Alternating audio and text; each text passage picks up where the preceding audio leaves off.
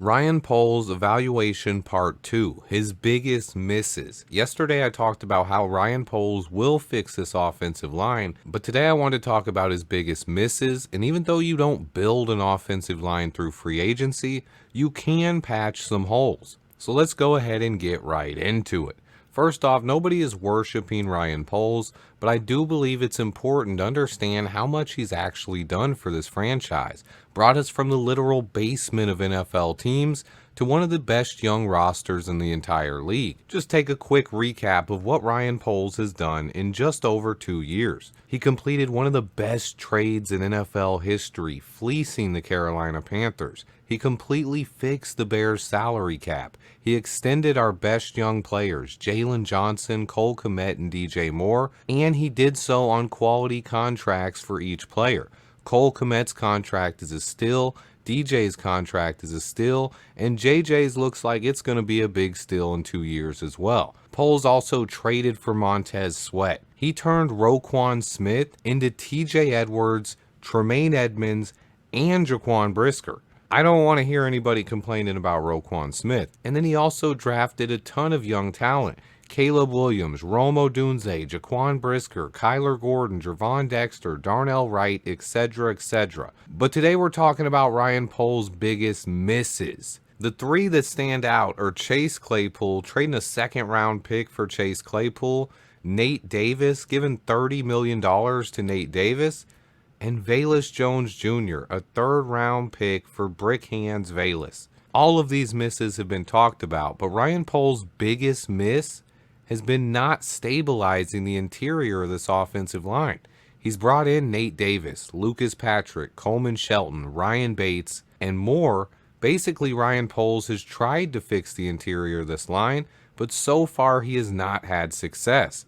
Look, if people want to criticize Ryan Poles for not putting more into this offensive line, that's perfectly fair and I agree with it. I literally have been talking about us drafting a center and another guard since I started this channel. In the last 2 years, I've spent countless hours scouting centers all across the nation because I thought for sure Ryan Poles would draft one. I even went down to the Senior Bowl this year and met Jackson Powers Johnson, Zach Frazier, and Bo Limmer in person, and got him to give me a bear down. Love to have you in Chicago. Can you say a bear down for us? Yeah, bear down, baby. Hey, Let's appreciate go. it, man. Can you give me a bear down? Bear down, baby. That's what I'm talking about. So yes, Ryan Poles does deserve some criticism, but it has to be done with context. First off, it's only been 3 weeks, and this offensive line should get better this year. We have a lot of young players with upside. It's not like our offensive line is full of players who are at the end of their careers. Every one of our normal starters is under the age of 27, and Matt Pryor is the oldest at 29. But most of these guys are much younger than that. Last night I talked extensively about how Ryan Poles will fix the offensive line, and I went into detail about how you do not build offensive lines in free agency.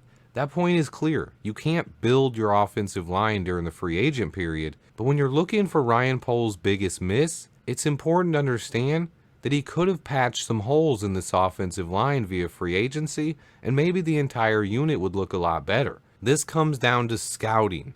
And just like in the NFL draft, when free agency hits, you have to identify the right players. And one player I talked a lot about in the offseason was Cowboys free agent center Tyler Biadasz. He was one of my favorite free agent centers and a guy that I believed would stabilize the position. Well, this is a bit more important because he signed with the Commanders, another team that drafted a rookie quarterback in Jaden Daniels. And so far through 3 games, Biadasz has looked awesome. 180 total snaps, just 1 single pressure allowed, 0 sacks, 0 QB hits. His PFF pass blocking grade is an 80.0 right now, and he hasn't committed a penalty or even allowed 1 QB hit on Jaden Daniels. It's still only 3 games in a small sample size, but Biadasz signed a deal very similar to Nate Davis's contract just 1 year later. So Ryan Poles' biggest mistake so far in his time in Chicago has been his failure to stabilize the interior of this offensive line and his inability to fix the center position. He spent just as much money on Nate Davis as the Commanders spent on Tyler Biadasz. And while I do think Coleman Shelton will get better, he clearly has not stabilized our center position. Maybe Ryan Bates could do that when he gets back soon, but it's clear that sitting here today, Ryan Poles' biggest failure as the general manager of the Bears has been finishing this offensive line. Ryan Poles has to do a better job of scouting upcoming free agents, and his number one priority this offseason has to be fixing at least the interior of this offensive line. But his job isn't done yet though, and the overreactions have been pretty crazy.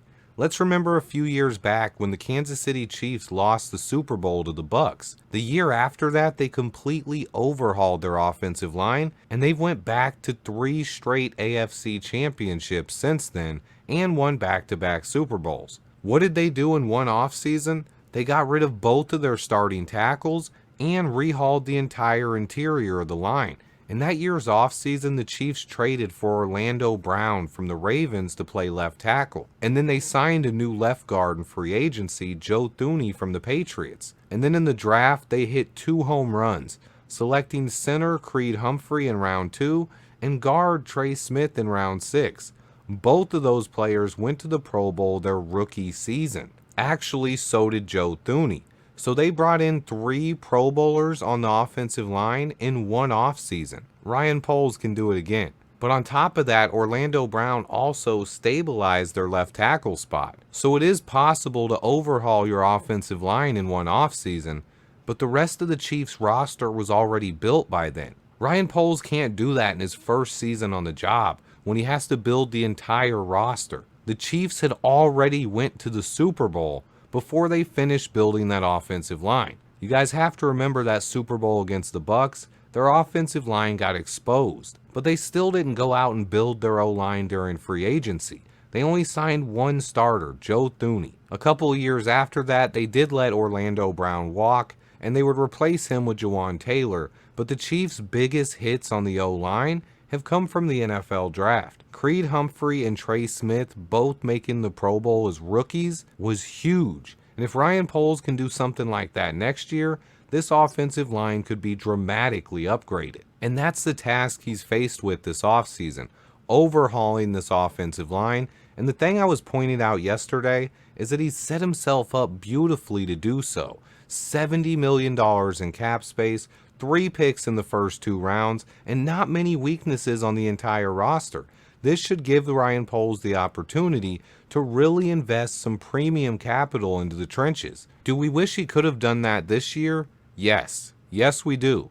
And Poles definitely missed an opportunity by not signing Tyler Biadasz at center. And that might be his biggest miss yet. But that doesn't mean he still doesn't have plenty of opportunities to continue upgrading this O-line going forward. Just because it's a mess right now doesn't mean the rest of the roster isn't in a really good position. And then one final point, a lot of people will bring up trading for an offensive lineman mid-season, just like we did Montez Sweat last year for the defensive line. The problem is, I don't remember a single time in my life when a quality starting offensive lineman was traded mid-season. You just don't usually see teams trade starting quarterbacks or starting offensive linemen once the season starts. I think the problem could be there are 160 starting linemen in the NFL, and I don't know if there are 160 quality starting offensive linemen in the league.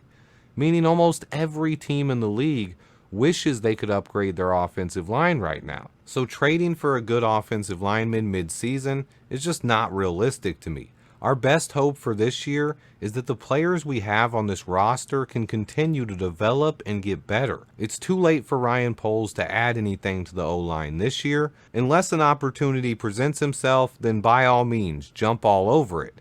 But I do have confidence that the players on this line can play better.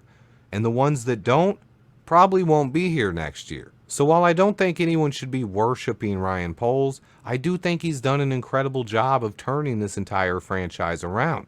But he's not perfect. He has misses, everyone does, and not signing Tyler Biadasz this year is probably his biggest miss yet. But it's also important to remember with free agency, this isn't Madden. We never know what a player's motivations are. Maybe Ryan Poles did try to sign him, but he didn't want to come here. That is something we'll just never know. But with me, it comes down to trust with a general manager, and I believe Ryan Poles has earned our trust. If Eberflus doesn't turn things around, he'll be fired. If this offensive line doesn't get it together, they will be overhauled this offseason. I finally believe we have a great GM. I did not trust Ryan Pace like this. Poles is different, and I feel like some fans just don't see that. He's turned this franchise around, and a lot of the things I talked about the last 2 years are still happening. Remember how Justin Fields' team was learning how to win, and they finally seemed to be turning a corner last year? Well, when you reset the clock at quarterback, you have to do that all over again. Right now, this offense with Caleb Williams has no identity, and they have not learned how to win yet. They have to do that, and the offensive line has to gel, and we have a perfect opportunity to turn things around over the next 5 weeks. Let me know what your guys' confidence level is. I appreciate everyone who watches. Please remember to hit that like button for me. Stay tuned, and until next time, bear down.